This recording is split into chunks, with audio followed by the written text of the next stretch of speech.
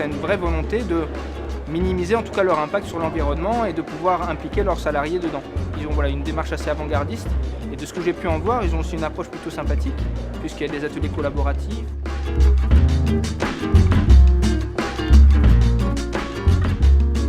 Tous ces systèmes de consommation en détail, de recyclage et de sobriété sont accessibles partout, à tout le monde. Non, c'est pas accessible à tout le monde, c'est pas accessible à tout le monde culturellement.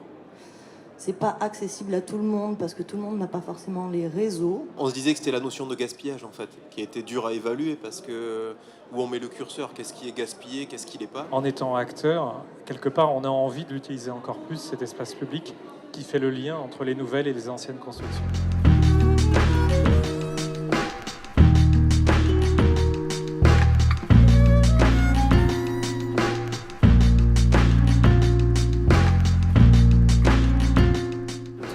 Aujourd'hui avec tous les exposants, ça permet de découvrir plein de choses, que ce soit pour l'habitat, pour les déplacements au quotidien, et ça montre surtout à tout le monde qu'on peut vivre autrement et on peut changer aussi nos habitudes. C'est un bailleur social donc, qui permet à des personnes qui n'ont pas forcément l'accès au logement de pouvoir bénéficier de logements décents.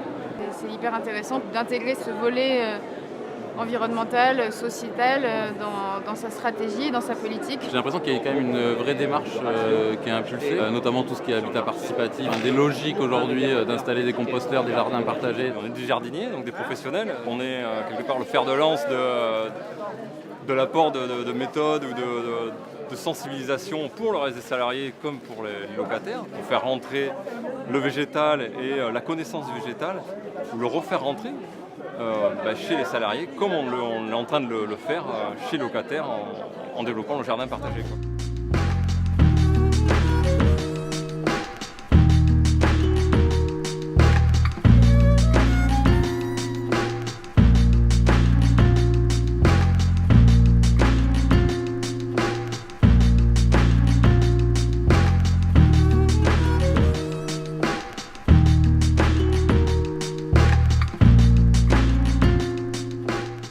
Je trouve qu'Aquitanis entre de plus en plus dans cette démarche, dans ces enjeux, parce que justement elle fait appel à des prestataires extérieurs comme nous les détritivores, comme Élise, avec une volonté forte de mettre en place des synergies avec des structures qui vont répondre à des enjeux environnementaux. Alors ils ont une véritable démarche de partenariat, assez atypique d'ailleurs puisqu'ils se fixent des objectifs ambitieux.